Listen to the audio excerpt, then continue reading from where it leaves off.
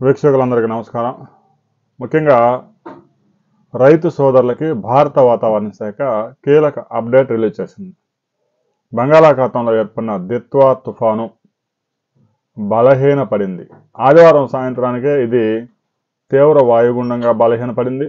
సోమవారం ఉదయానికి వాయుగుండంగా బలహీనపడింది.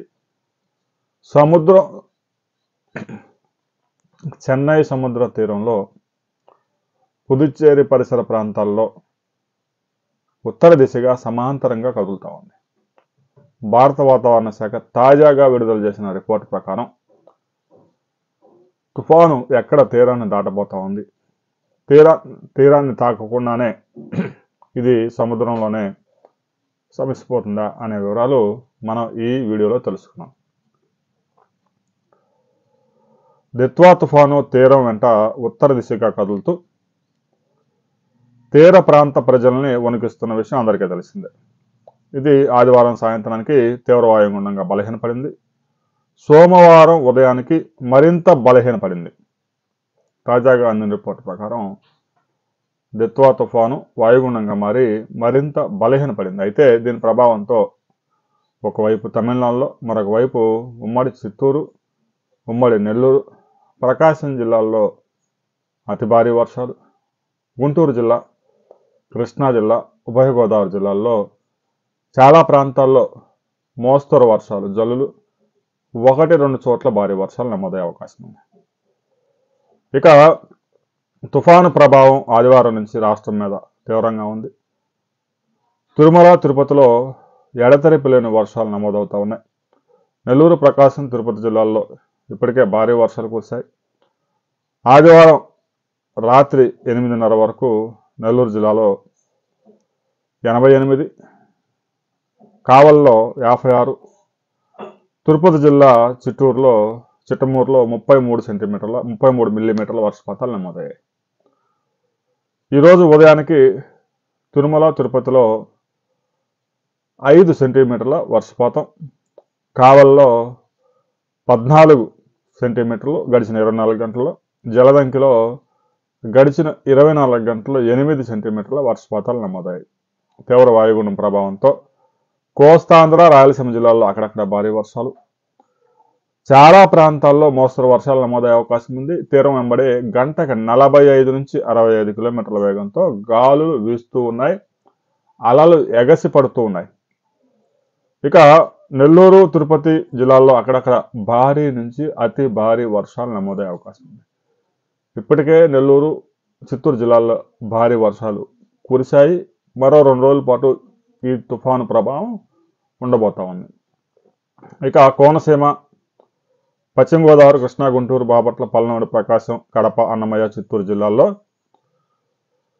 ఈరోజు మోస్తరు నుంచి భారీ వర్షాలకు అవకాశం ఉంది. కాకినాడ, తూర్పుగోదావరి, ఏలూరు, ఎన్టీఆర్, కర్నూలు, నంద్యాల, అనంతపురం, సత్యసాయి జిల్లాల్లో తేలికపాటి వర్షాలు నమోదయ్యే అవకాశం ఉందని అమరావతి విపత్తు నిర్వహణ సంస్థ అంచనా వేసింది.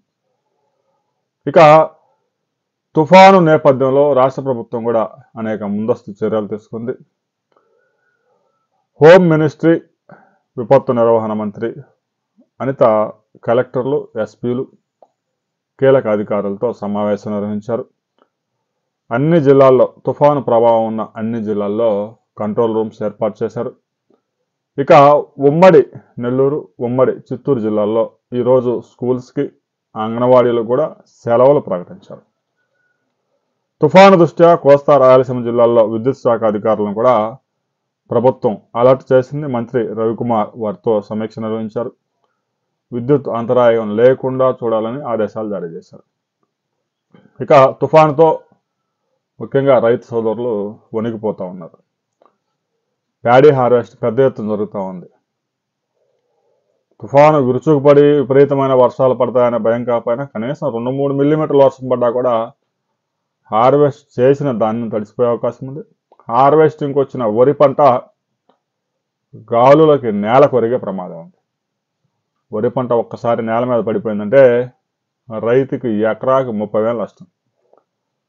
1 ఎకరా గంటల హార్వెస్టింగ్ అయ్యేది 4 గంటలు పట్టింది.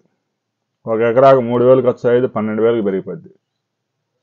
దిగుబడి ఎకరాకి 10,000 10 బస్తాలు తగ్గిపోయింది. అందువల్ల రైతులు ఆందోళన చెందుతూ ఉన్నారు. ముఖ్యంగా కృష్ణా డెల్టా, గోదావరి డెల్టాలో పెద్ద ఎత్తున హార్వెస్టింగ్స్ జరుగుతూ ఉన్నాయి. అందుకే రైతులు హార్వెస్టింగ్స్ సోమవారం, మంగళవారం వాయిదా వేసుకోవడం మంచిది. ఇప్పటికే హార్వెస్ట్ చేసిన ధాన్యాలు కనుక కళ్ళాల్లో కానీ రోడ్ల వెంట పోసిన ఎక్కడ ఉంచినా ధాన్యం తడవకుండా కాపాడుకోండి. ధాన్యం తడిస్తే పెద్ద ఎత్తున నష్టం వచ్చే అవకాశం ఉంది. గతంలో ఎన్నడూ లేని విధంగా హార్వెస్టింగ్కి గతంలో గంటకు 2500 ఉంటే ఒకసారిగా 4500 పెంచారట. ఎందుకు రైతులంతా ఎగబడుతున్నారు, మాది పంట కోయండి, మాది పంట కోయండి అని. ఎందుకంటే ఒకసారి అది పంట పడిపోయిందంటే ఎకరాకి మళ్ళీ 10,000 ఖర్చు అవుతుంది. ఎకరాకి 10 బస్తాలు దిగుబడులు పడిపోతాయి. అందువల్ల రైతుల నుంచి పెద్ద ఎత్తున డిమాండ్ రావడంతో హార్వెస్టర్స్ కూడా ఒకసారిగా రేట్లు పెంచారు. ఇక కూలీలు కూడా మేము 1200 ఇస్తేనే గోతాలు ఎత్తడానికి వస్తాం అని చెప్పేసి వాళ్ళు కూడా డిమాండ్ చేస్తూ ఉన్నారు. దీంతో రైతులు కూడా తీవ్రమైన ఒత్తిడి ఎదుర్కొంటూ ఉన్నారు. రాబోయే 24 అవర్స్ చాలా కీలకం. కృష్ణా డెల్టా, గోదావరి డెల్టాలో పంటలు హార్వెస్ట్ చేసే రైతులు ధాన్యం తడవకుండా కాపాడుకోండి.